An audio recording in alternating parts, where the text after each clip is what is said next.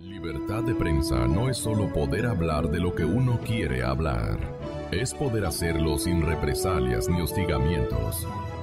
Años de años con tantas ganas de llegar a difundir estas novedades que seguramente ellos conocían, pero que eran impedidos de publicarlos, de consumar en una auditoría, en un ejercicio investigativo tan exacto como el que usted ha liderado. ¿O yo estoy equivocado de que usted puso las reglas de juego y cuáles son estas? ¿Cómo las consiguió además? Doctor Pablo Celi, usted tiene la palabra. Muy buenos días, Gonzalo, por esta posibilidad de dialogar frente a la ciudadanía y quizá ampliar y profundizar algunos aspectos con ocasión del informe que está en proceso respecto de la situación vivida en la deuda externa del país.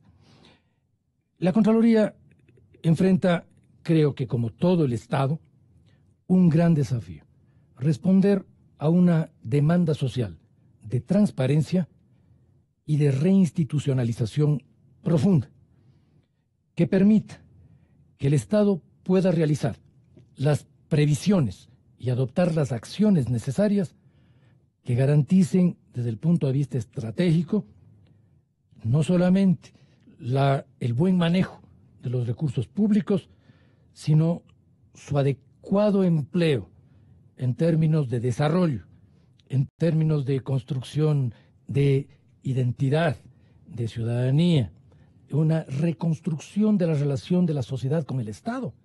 Creo que es para todos, para el ciudadano común y para la autoridad, en cualquier nivel que ésta se ejerza, un imperativo de la hora actual. La Contraloría no puede estar al margen de ese imperativo, mucho más cuando es un organismo que por ley y por mandato constitucional tiene quizá una de las más altas responsabilidades, que es cuidar del buen uso de los recursos públicos, que no son solo dineros del Estado. Esto es algo muy importante. El recurso público es un recurso de la sociedad. El Estado no puede administrar los recursos públicos desconociendo a la sociedad, desinformando a la sociedad, distorsionando ante la sociedad el alcance de sus decisiones políticas. Los personeros de gobierno, que siempre son transitorios, tienen una responsabilidad desde este punto de vista histórica frente a la sociedad y tienen una responsabilidad reglamentada, puesto que una democracia es un sistema de normas e instituciones que tiene que, ante todo, preguntarse por quién tiene las atribuciones para adoptar decisiones y bajo qué reglas. El control público se orienta fundamentalmente a resolver esos dos imperativos de una democracia ordenada: quién adopta las decisiones y bajo qué reglas. Por esto es que la Contraloría, por misión, por naturaleza, por condición institucional, está y ha estado siempre obligada a aplicar principios legales y procedimientos de auditoría que permitan dilucidar de manera rigurosa cómo han sido manejados los recursos, cómo son manejados los recursos públicos. Desde este punto de vista, ¿usted no tuvo algún rol significativo, importante o negligente en el pasado?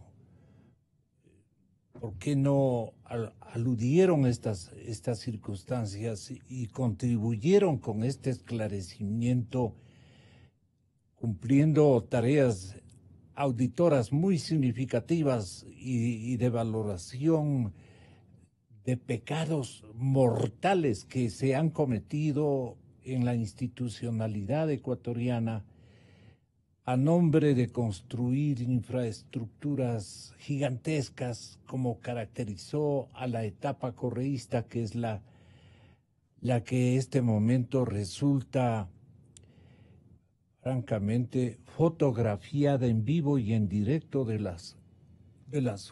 la utilización de recursos no apegados a la ley,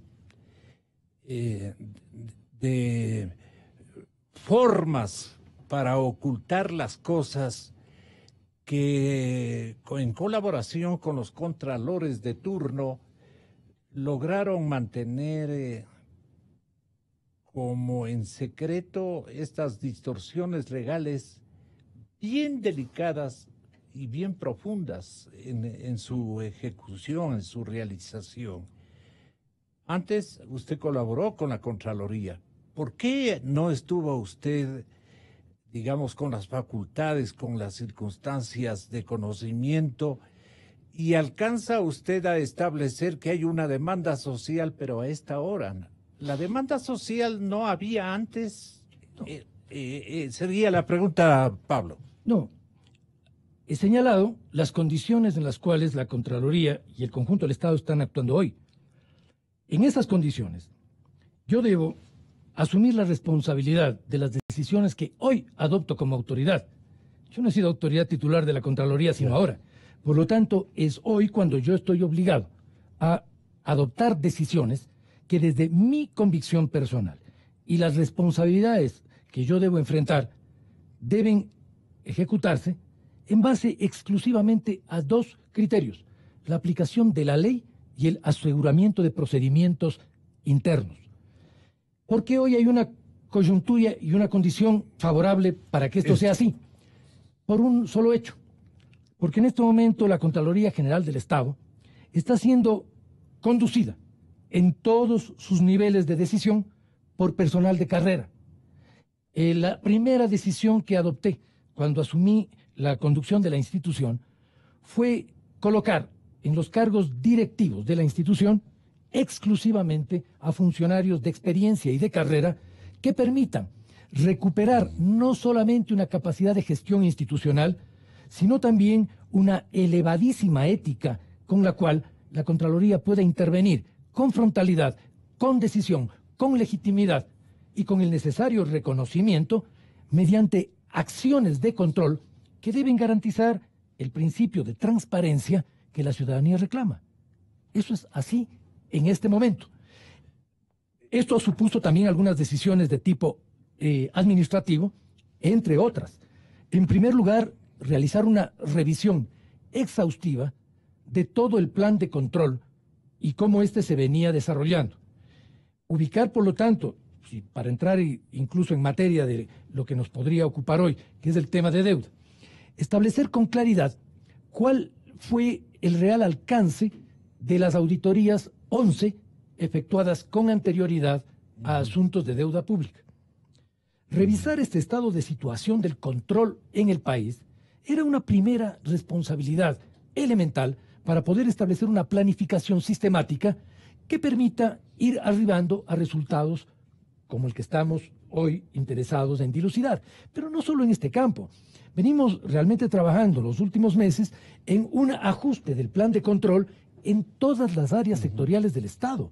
No es hoy el momento, puede haber una ocasión en la que reflexionemos todas las decisiones que hemos debido adoptar en el ámbito de recursos estratégicos, petróleos, por ejemplo, electricidad, seguridad social, temas que tienen que ver con telecomunicaciones. ¿Por qué priorizó la deuda pública?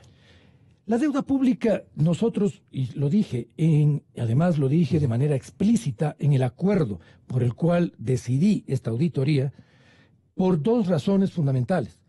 En primer lugar, porque por las propias declaraciones del señor presidente de la República, era ya evidente para el país una situación de relativa incertidumbre sobre la certeza de las cifras de endeudamiento y los efectos que este endeudamiento eventualmente tendría para la planificación económica del país.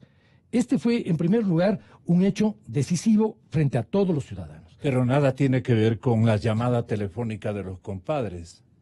No, esto no tiene nada que ver y la Contraloría y yo mucho menos. Ustedes ya adelantaron esta investigación. Actuamos absolutamente al margen de procedimientos que no tienen nada que ver con el sistema jurídico del país. Usted y su decisión de priorizar. Estamos hablando del mes de julio del año 2017, porque esta no es una auditoría improvisada, es una auditoría que viene de entonces.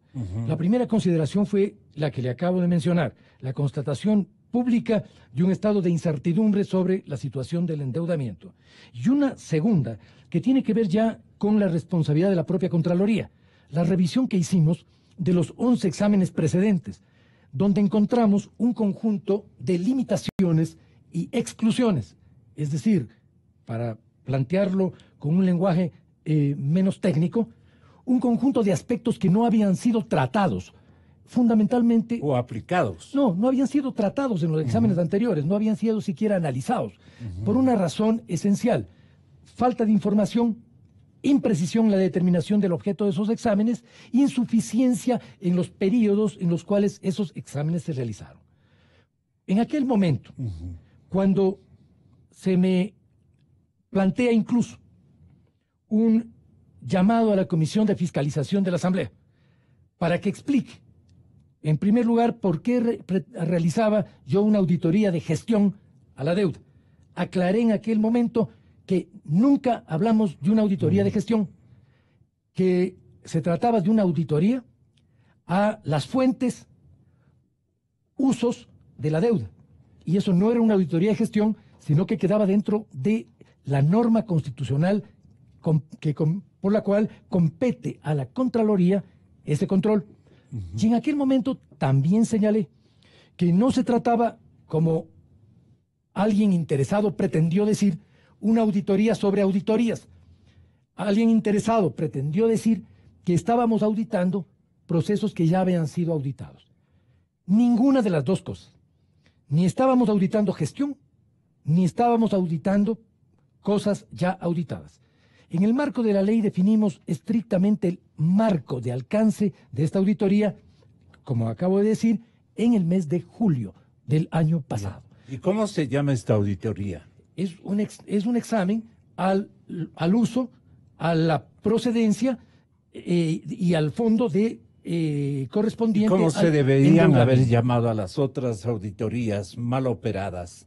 No, las otras auditorías se refieren, como lo expliqué de manera detallada y exhaustiva a la Comisión de Fiscalización de la Asamblea, fueron auditorías puntuales a aspectos de la deuda, pero en ningún caso auditorías que abarquen en forma integral el proceso de endeudamiento. Es lo que la Contraloría exige, no es la Contraloría, sino las leyes que no fueron diseñadas por la Contraloría expresidente, le digo yo.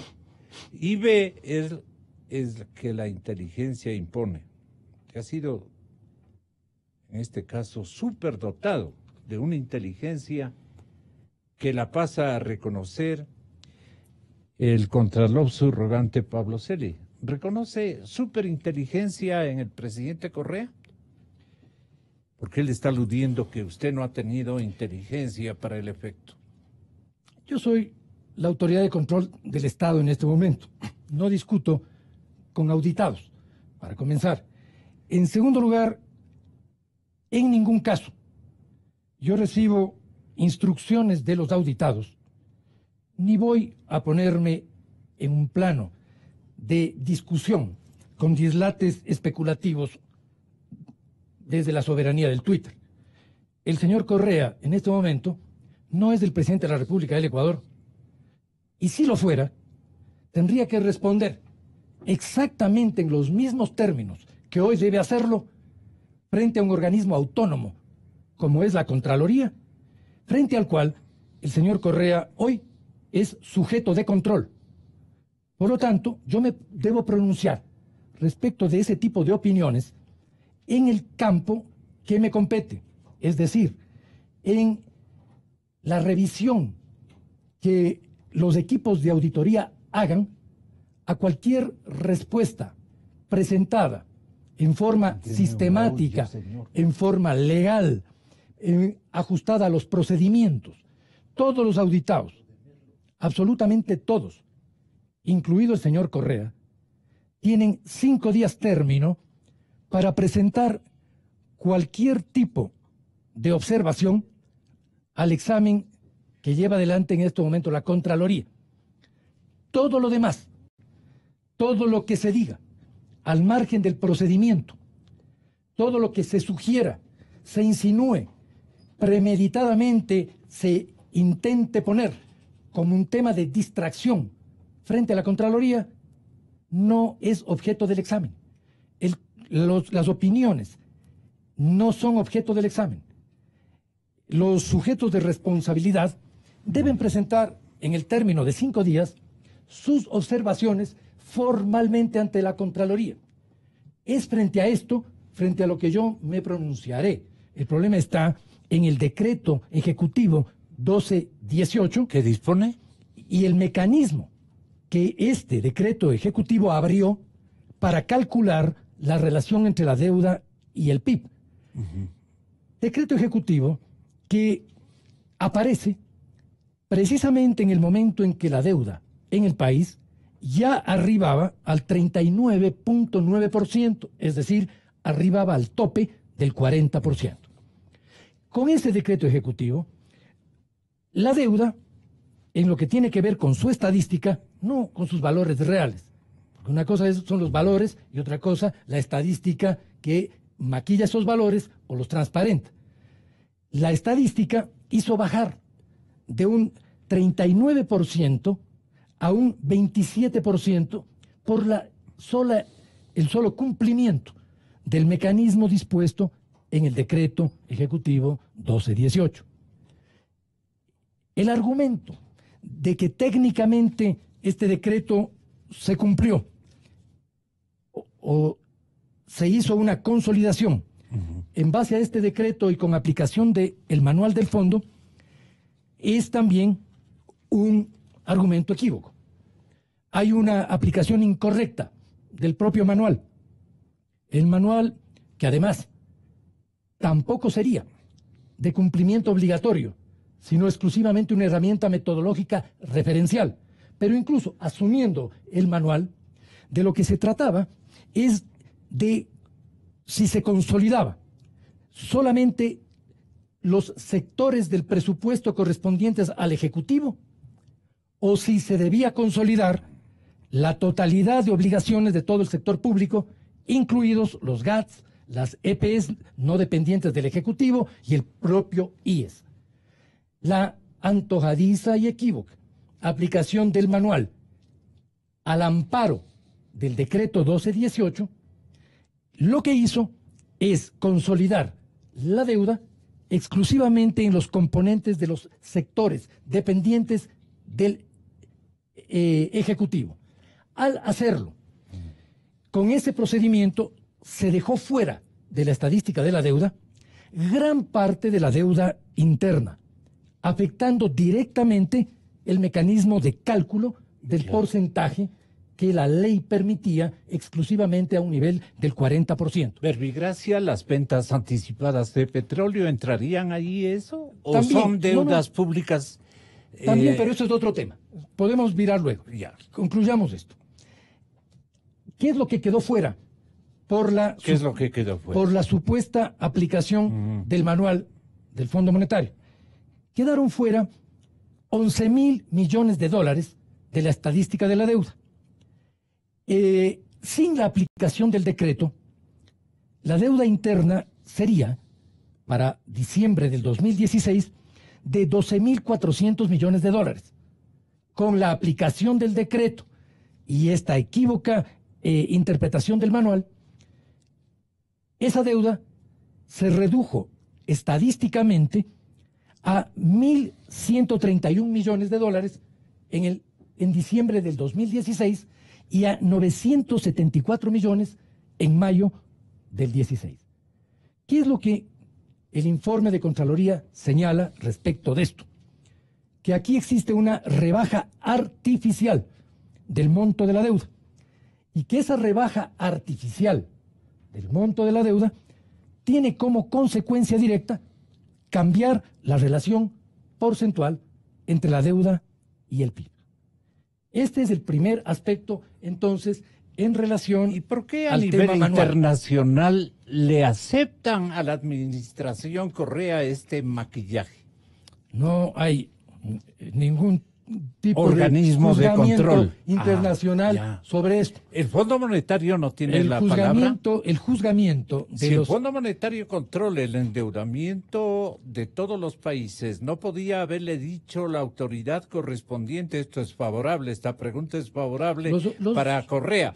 Le podían haber dicho, presidente Correa, usted está pasándose de su propia ley, de su propio límite, de su propio techo. Usted puede pasar con nosotros a una condición de dudoso endeudador de su país, alguna cosa de esas, perdone. Eso no le corresponde al Fondo Monetario Internacional ni a ningún organismo multilateral. Los organismos multilaterales solo pueden realizar apreciaciones en base a la información oficial de los estados.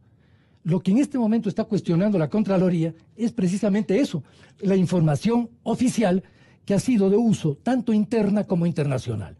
Entonces, o sea, a quien le corresponde determinar la legitimidad, la legalidad y la precisión de esto es de la Contraloría General del Estado y no al Fondo Monetario Internacional en ningún caso. Por esto, y aquí cabe quizá precisar algunos números para que la ciudadanía pueda tener claridad respecto de qué es lo que se está discutiendo en el proceso de control. En las cifras oficiales, al 31 de diciembre del 2016, el pasivo total era de 65.750 millones de dólares. ¿Qué significa esto? Que si el Producto Interno Bruto para entonces eran de 96.200 millones de dólares, la relación deuda-PIB era de un 67.7%. Sin embargo, bajo la figura de la consolidación de la deuda pública, esta deuda fue fijada en 50.500 millones de dólares. Es decir, incluso aceptando esa cifra, el porcentaje es del 52.54%. En cualquiera de los dos casos, superior al límite del 40% permitido por la Constitución y la ley. ¿Qué sucede entonces? No se consideró como deuda 15.000 millones de dólares a 2016, entre otras cosas, porque de las 2.565 entidades obligadas a la consolidación, de las 2.735 obligadas a la consolidación, consolidaron 2.565, es decir, 170 entidades no consolidaron, entre las cuales están el IES, Petroecuador, TAME y otras. Es decir, ni siquiera fue completa la consolidación. Lo que me llama la atención es que al cabo de más de 9 meses de gobierno tengan que hacer esos recorridos internos en el gobierno entre unos y otros para saber qué quieren hacer, ¿no? O sea, me parece increíble. Un gobierno al cabo de 9 meses debería tener una línea más o menos clara de qué quiere hacer y la gente debería estar normalmente trabajando en esa dirección. Y no que llega una nueva ministra y entonces tiene que reunirse con todos para hacer más o menos la pregunta a cada uno, ¿y en qué andamos? ¿Y qué hacemos? ¿Y qué anunciamos dentro de 15 días? Pero bueno, yo insisto, Gonzalo, yo al menos he entrado en un momento de silencio, como tú dices, de cierta manera, de decir, mira, podemos estar especulando de lo que nos van a sacar dentro de 15 días o 3 semanas, podemos especular mucho, ojalá se acerque, porque nadie está pidiendo la perfección, obviamente, ojalá se acerque a lo que realmente necesita hoy el Ecuador y ojalá no se acerque a lo que tuvimos durante 10 años. Y se aleje de eso y se acerque razonablemente a lo que el Ecuador necesita. ¿No? ¿Qué bueno, ya lo dije, son 2 cosas. Hay un paquete fiscal y llamémosle un paquete de competitividad. Esos son los 2 grandes temas. No, lo dije hace un rato. Y eso incluye una serie de subtemas, ¿no? No mencioné, por ejemplo, dentro del paquete de regulación. Las dos circunstancias generan liquidez. Generan desarrollo, Gonzalo, que es lo importante. Generan desarrollo, credibilidad, generan desarrollo, generan conducción, que se mueva la inversión, que se mueva la productividad. Que se crea. Mira, ¿por qué hay que reducir el tamaño del Estado? Por una razón muy sencilla. El Estado, tal como existe hoy en el Ecuador, es un Estado obeso que desperdicia recursos de la sociedad ecuatoriana. No es un tema de que a mí me gusta el Estado, no me gusta, no es eso. Es un tema fundamental de que perdemos productividad económica, social e institucional cuando tenemos un Estado tan grande que desperdicia recursos de la sociedad, que desperdicia oportunidades de la sociedad. Eso es. Entonces no es un tema... Pero sustenta una sociedad política, te pueden contestar desde el lado de Alianza País. Bueno, yo no dudo. Ese es nuestro objetivo fundamental, mantenerlos bien mantenidos, valga la redundancia. Así es. Sin duda, por eso te dije antes, yo creo que hay todo un tema de procesamiento y hay todo un tema político que el gobierno tiene que tomar en cuenta, pero si el procesamiento y el proceso político de reflexión nos llevan a tener algo similar a lo que tuvimos durante 10 años y durante 10 meses, porque estos 10 meses hemos hecho más de lo mismo. Entonces no estamos... Si el obeso se convierte en un monstruo, en el sentido de que tiene 4 brazos, 3... es lo que ya tenemos, Gonzalo. Eso es lo que ya tenemos. Es lo que tenemos, así es. Eso tenemos, es lo que ya tuvimos. Entonces, ojalá lo que dice Pablo Lucio, y de acuerdo, ojalá todo este tiempo haya merecido la pena para que tengamos algo coherente, claro, que dé seguridad, que enrute al país, que le dé tranquilidad a los ciudadanos, que nos ponga a trabajar en el plano del desarrollo y a abandonar toda esta guerra ideológica que es absurda, porque eso no nos produce absolutamente nada. Y ojalá que el presidente de la República enfoque al país en eso para ir en pos de que hablemos del empleo, del empleo de los jóvenes, de la formación profesional, de la competitividad de las empresas, de con qué geopolíticamente, con qué grupos económicos, con qué mercados debemos como país enrutarnos. Eso es lo que necesitamos y ojalá el presidente de la República entienda que ahorita no hay que jugar al gato y al ratón y a ver si ocultan un poquito, si son un poquito por aquí de lo de anterior y hace unos híbridos que no vayan a ningún lado. Ojalá no repita la política del presidente Correa, que acuérdense que tuvo el comercio exterior trabajando por un lado y la economía por el otro. Acuérdense la época en la cual teníamos unos que militaban por ir hacia la apertura de mercados y los otros que hablaban solo de la producción interna y del mercado interno y de la soberanía, etcétera, para darle la vuelta, para darle la espalda a la competitividad mundial. Entonces ahí vamos a requerir de la política de Yamil con las armonías, doctor Marcelo Merlo. Yo creo que no hay otra alternativa, Gonzalo, en este momento. El tema de la iliquidez, según conocemos por versiones de los que están punto allí, de reventón. Está reventada. Y si la señora Elsa Viteri todos deben, ¿no? No entiende, por favor, no entiende que no puede seguir un Estado obeso, que no puede seguir un Estado con 36 o 38 entre ministerios y subsecretarías o secretarías que tienen rango de ministerios, en donde solamente el uso de los vehículos oficiales, que dicen que son 37.000, ayer nos decía que son 60.000 en el sector público, es una salvajada porque son choferes, etcétera. Con Pablo Lucio hace muchos años hacíamos un análisis, me acuerdo, de la creación de un puesto de trabajo. En el sector público, con este sueldo medio de $3.000, no hablo de los de 6.000 y pico, más viáticos y los décimos y lo demás, resulta un egreso anual de alrededor de $100.000, sin tomar en cuenta lo que ocupan en un espacio, en una oficina, porque tiene un costo también los metros cuadrados que ocupan con los materiales de oficina, etcétera.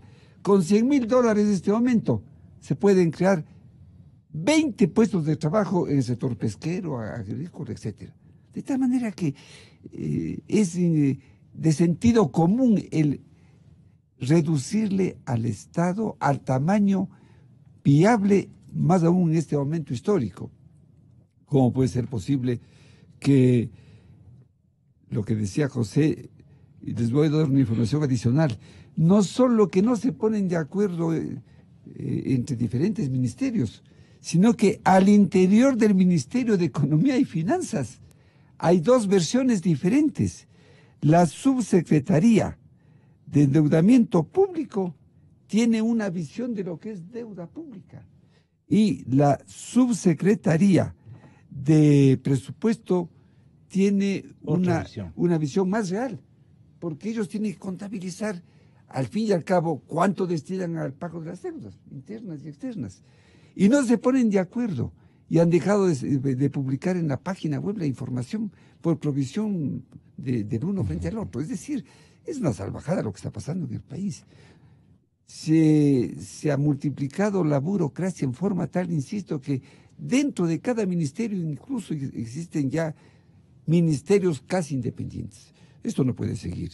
Yo creo que en este momento el presidente Moreno está obligado, por muchas razones, a que les ordene a sus ministros y diga: yo soy el presidente de la República, yo tengo esta visión del país. Ya lo ha dicho 1000 veces políticamente: la mesa servida no está al servida, el endeudamiento es un endeudamiento absurdo, etcétera, etcétera. Eso que lo ha dicho en las cadenas, que ha caído tan simpáticamente, que mereció su popularidad, que dio lugar a que en la consulta se tenga un promedio del 70% y más del sí. Eso tiene que concretarse en hechos ya patéticos, porque de lo contrario su discurso se va a agotar y de repente va a decir: nos han estado engañando y no aterrizamos. Gran obra, ahora sí obra contundente, obra bien hecha de la Contraloría General del Estado y su cabeza circunstancial. Ustedes tienen el derecho de decir: no es así, tengan la bondad. Sí, yo considero que el examen, la auditoría a la deuda pública, interna y externa que viene realizando, ha concluido técnicamente ya, y hay un proceso de pocos días para que el informe definitivo sea conocido por todos los ecuatorianos. Es un esfuerzo profesional con incluso asesoramiento no hablemos de los veedores, con asesoramiento de gente especializada en esta materia, ecuatorianos versados en estos temas. Es un documento extraordinario. Yo lo reconozco. Usted lo revisó íntegramente desde luego, la noche de esta víspera. Paladinamente. ¿Y dónde se puede leer el documento, Marcelo? ¿O no todavía? Hay un borrador. Sí, disculpa, solo era para saber. Solo era para saber. Sí. Solo tienen los doctos. Pero no, los implicados. Los implicados. Los implicados. No, solo los implicados. ¿Y cuál implicado le cedió a usted la copia? No, pero era veedor él. No, nosotros los veedores. Claro, le estoy gastando una broma. No. Lo que pasa pero me salió mala. Sí, lo que pasa es que yo tengo aquí un resumen de la lectura, ¿no? Un resumen de la lectura que lo fui tomando. Sí, que es interesante. Y en ese resumen, precisamente, pues, se pueden ir conociendo cuáles fueron las conclusiones. Y usted, como excontralor, colige rápidamente las cosas. En todo caso, lo importante, además de señalar que es un documento extraordinario, y felicitaciones al contralor Pablo Celi, porque es la primera vez que se hace un documento de esas características. Pero las conclusiones que surgieron de la lectura de ayer y que por lo pronto en ese documento hay conclusiones, no hay recomendaciones. En las conclusiones, una primera que es muy importante, que algo lo dije hace un momento, es la irresponsabilidad del expresidente Rafael Correa, de haber, desde su función, dado una serie de instrucciones o adoptado una serie de políticas para hacer lo que ha hecho en este país. Echar al traste con todo lo que se llama planificación.